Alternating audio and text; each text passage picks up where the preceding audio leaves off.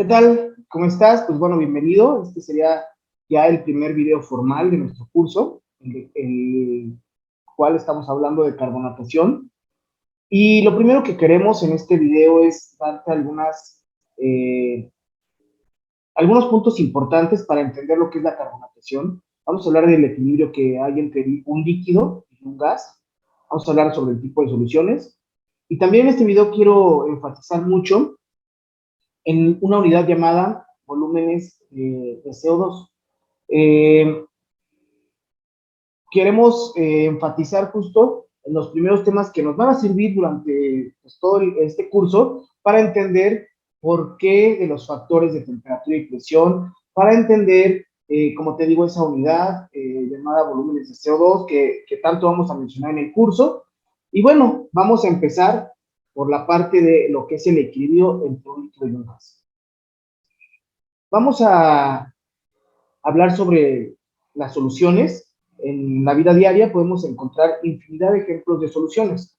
Una solución es una mezcla homogénea de dos o más componentes en los cuales no se nota la frontera entre ellos.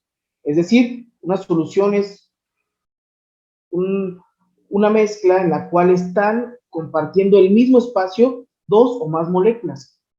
Si hablamos de una solución homogénea, tal como lo dice el texto, es porque no se va a notar la diferencia entre una molécula y la otra. Visualmente, todo se va a ver totalmente parejo, del mismo color, de la misma forma, es decir, se va a ver homogéneo. Bueno, existen muchas soluciones. Existen soluciones de líquido en gas, existen soluciones de sólido en líquido, gas en gas, líquido en líquido, sólido en sólido y pues muchas otras combinaciones.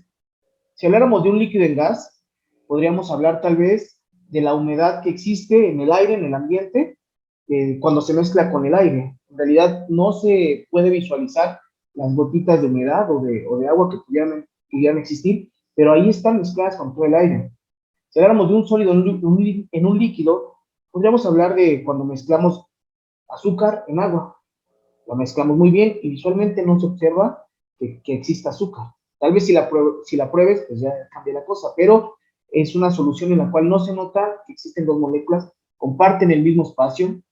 Si hablamos de gas en gas, podríamos hablar también del oxígeno cuando está disuelto en el aire. El aire en general es una solución de muchos gases, de nitrógeno, de CO2, de humedad, tal vez, como tal, de oxígeno, y todos en una misma forma, en la cual no podemos tal vez decir aquí hay oxígeno y aquí hay nitrógeno. Todo es homogéneo. Y así, bueno, existen muchos otros tipos de soluciones.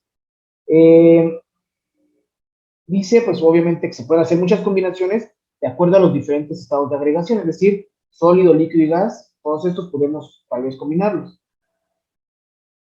Hay que hablar algo muy importante. No todas las soluciones son estables. Y de hecho, este primer video, pues, está enfocado en hacer ese hincapié. No todas las soluciones son estables. Si yo quiero mezclar alcohol en agua, la solución se da entre dos líquidos y mientras sean de la misma fase, esa solución es mucho más estable. Un sólido que sea disuelto en un líquido también se vuelve estable, siempre y cuando las condiciones del sólido, pero bueno, en la mayoría de casos, la solución se vuelve estable si las partículas son muy pequeñas, si son muy finas, y si no son muy densas, que hagan que se precipitan. Entonces, podríamos tener soluciones en las cuales ese sólido totalmente desaparezca, se desvanezca en el líquido. También depende mucho la cantidad, ¿vale? Pero bueno, sin meterlo mucho en la parte de concentraciones, pues bueno, un sólido en un líquido podría ser también ligeramente estable. Pero ¿en dónde realmente existe una gran separación? Cuando queremos mezclar gases en líquidos. Un gas tiende siempre por densidad a irse hacia arriba, comparado con un líquido que va a tender a estar en el fondo. Solo quiero mencionarte un ejemplo. Trata de imaginar, tú inflas un globo, lo amarras y lo sumerges en una cubeta que tiene agua. Pues por densidad ese globo va a tender a irse a la superficie. Digo, dependiendo cómo lo inflemos, si fuera de nitrógeno, incluso se va a elevar. Pero si solamente lo inflamos con la boca, con aire, con oxígeno de los pulmones, pues bueno, no va a alcanzar a, a elevarse, se va a quedar en la superficie, pero no va a irse al fondo. Una solución de un gas en un líquido no es muy estable. Y esta es la solución que se da entre el CO2 que queremos disolver en nuestra cerveza. Es un gas en un líquido. Entonces, pues bueno, solo pensar que por puras condiciones físico-químicas, esa no va a ser una solución tan estable. Hay que ayudarle con dos factores importantes que ahorita vamos a hablar de ellos. Hablando, pues, tal cual, de la solución de gas en líquido, que es la que se da, insisto, entre el CO2 que queremos disolver en la cerveza, esto se ve afectado por dos condiciones, presión y temperatura. Ahorita te mostraré una pequeña tablita en la cual, pues bueno, nos dice cómo podemos ir entre temperaturas y presiones para poder generar una carbonatación. Es una tablita que se da mucho para carbonataciones forzadas, ¿vale? Pero antes de ello, quiero que visualices esta primera diapositiva.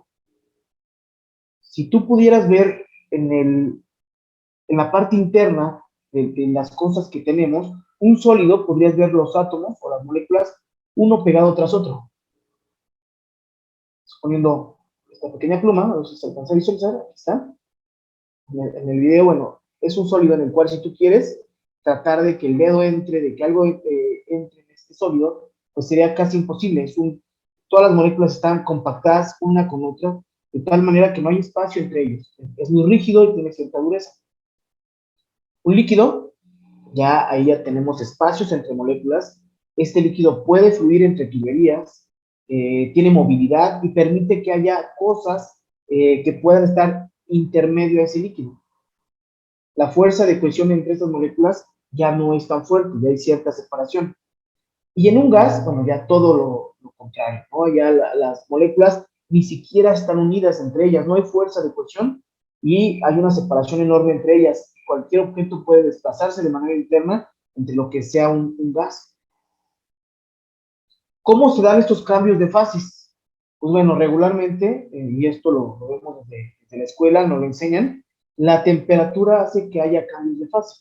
Hablemos del agua. El agua a temperatura ambiente es un líquido. Si lo ponemos a ebullición, llegamos a cerca de 100 grados, pues ese líquido lo vamos a convertir en gas. Lo que hace el calor es romper esa fuerza de cohesión que había entre las moléculas líquidas, las va separando hasta que las rompe y las moléculas se liberan. Todo lo contrario, le bajamos la temperatura, llegamos al punto de congelación y nuestras moléculas se unen una con otra. Entonces, la temperatura nos ayuda a los cambios de fases. Por otro lado, hay un segundo factor que muchas veces es muy difícil de controlar, pero es la presión. Solo ahora quisiera que visualizaras, imagínate el encendedor con el que prendemos, pues bueno, a la hora de cocinar, en la estufa o las personas que fuman, las que prenden su cigarrillo. Este encendedor en realidad tiene gas LP dentro, pero si tú lo miras visualmente, se visualiza líquido.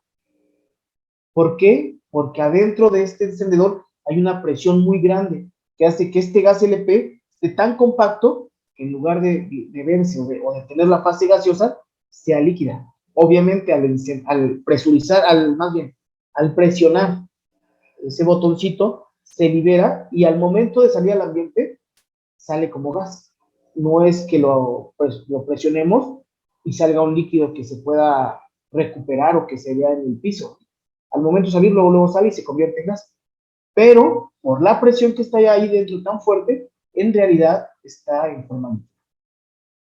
Pues bueno, si tú visualizas que estos dos factores, tanto temperatura como presión, nos ayudan a cambiar de fases, pues bueno, estos dos factores nos van a ayudar para que el gas, el CO2 que queremos mezclar, si le bajamos la temperatura a nuestra solución, a nuestro medio, a nuestra cerveza, le bajamos la temperatura, pues bueno, este gas tiende un poquito a parecerse o a tener características de líquido. No pasa, no cambia de fase, pero sí le ayuda un poco para que esta energía en la cual las moléculas están vibrando todo el tiempo cuando es gas, se mengüen un poquito, esté más baja su energía y cuando esté en el líquido, la fase sea un poquito más estable. Además, obviamente le metemos presión, este gas también se compacta un poco, llega al líquido y entonces se vuelve una solución ligeramente más estable.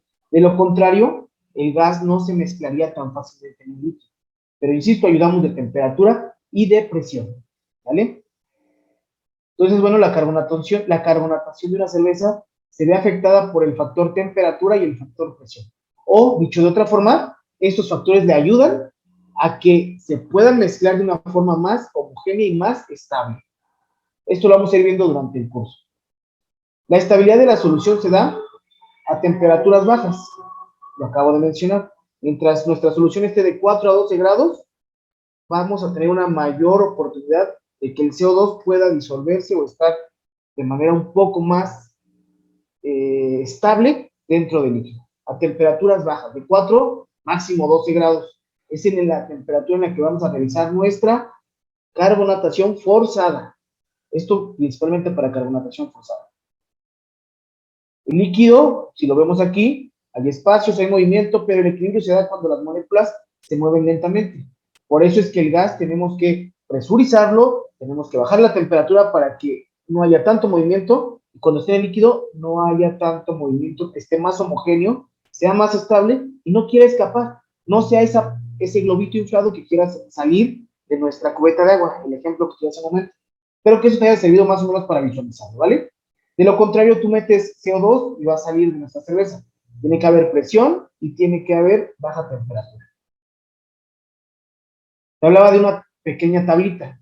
Mira, esta tablita es una tablita que está, bueno, en condiciones, o más bien en unidades del sistema inglés. Está en temperatura en Fahrenheit y hay presión en PSI. Pero bueno, nos sirve nada más para visualizar. Yo más adelante tengo otra tablita que nos ayuda a visualizar cómo vamos a realizar una carbonatación, porque de hecho para esto nos sirve. Pero solo quiero mencionarte esto. Mira, esta tablita nos ayuda para decir a qué temperatura tenemos que estar inoculando el CO2 cuando queremos hacer una carbonatación forzada. Y nos dice, mientras más baja sea tu temperatura, más baja tiene que ser esa presión. O sea, no necesitas manejar presiones tan altas si lo que manejas son temperaturas bajas. Entonces, aquí tenemos estas unidades que tenemos aquí, los números que están de manera interna, son los volúmenes de CO2. Ahorita voy a hablar de eso.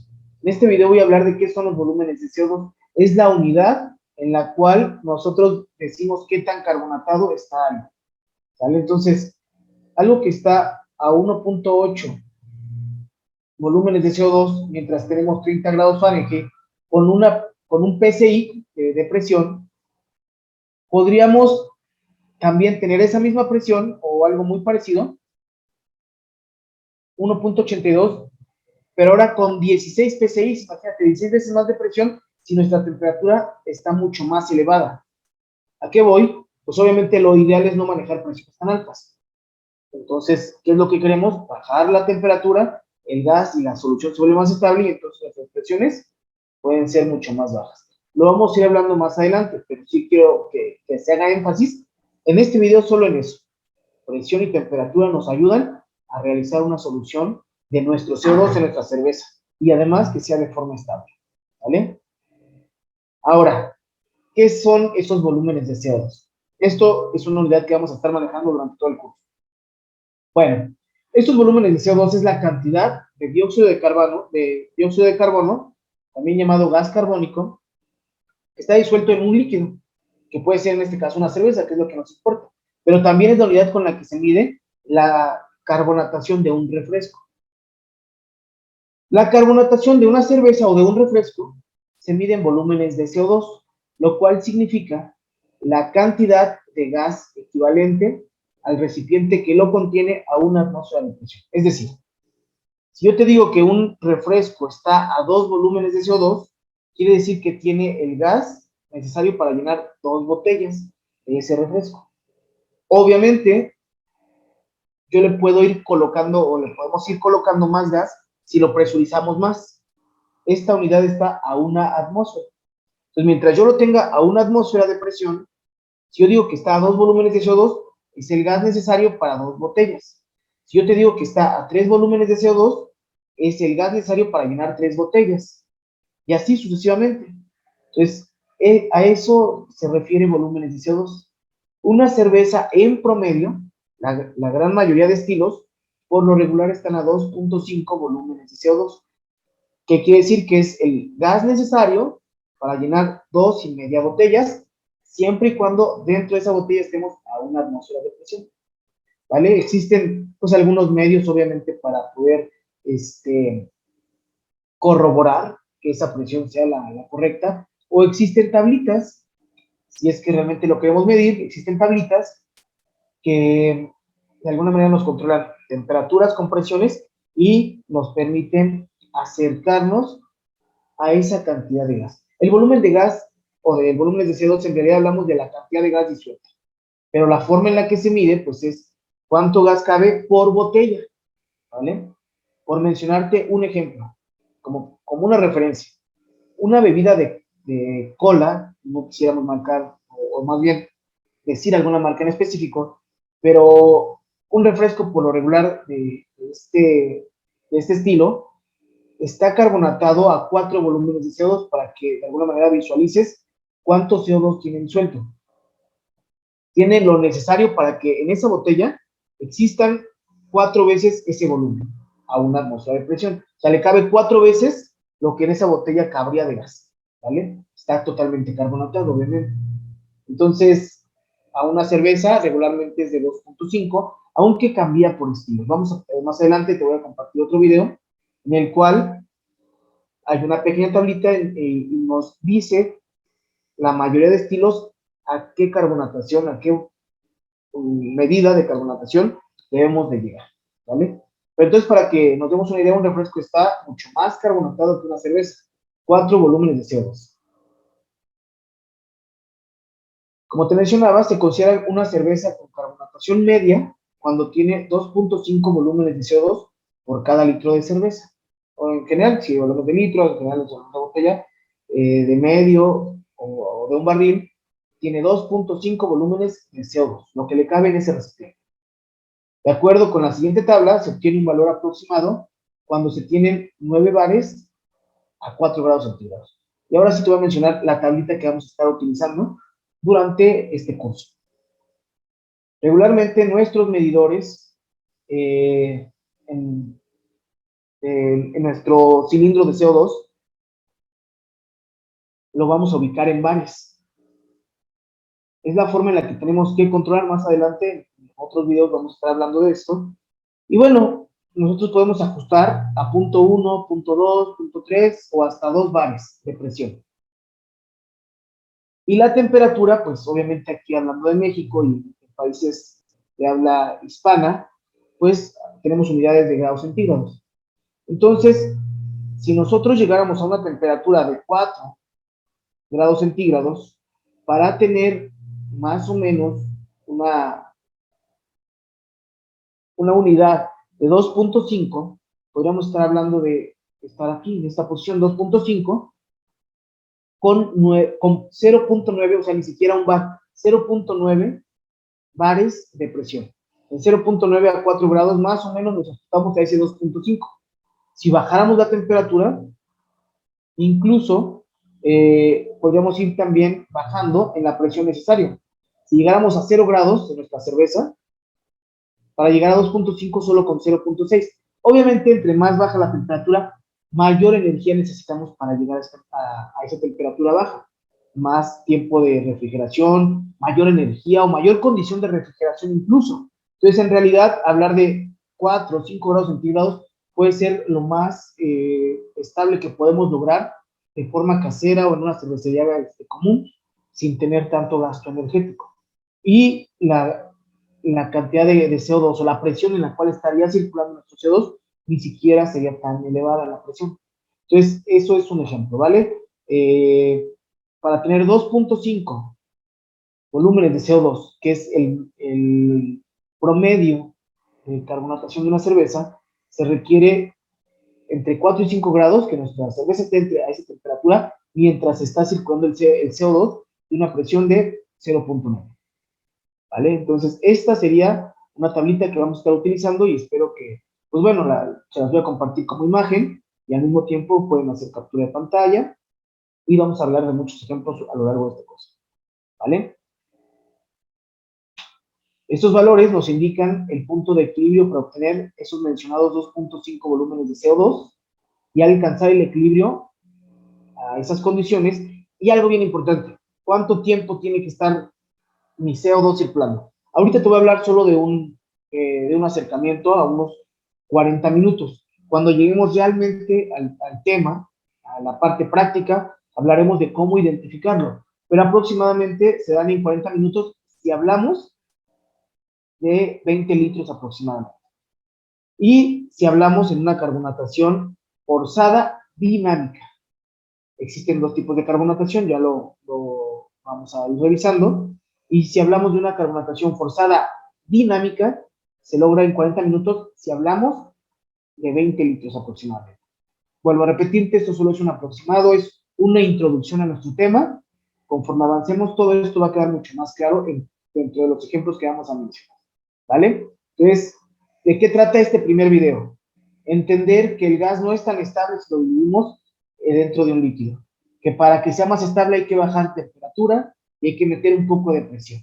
Estaremos presurizando dentro de un medio, dentro de un equipo que esté totalmente cerrado, hermético, que puede ser pues un barril, que puede ser uno de estos fermentadores, pero quitarle el airlock y ponerlo ya totalmente hermético.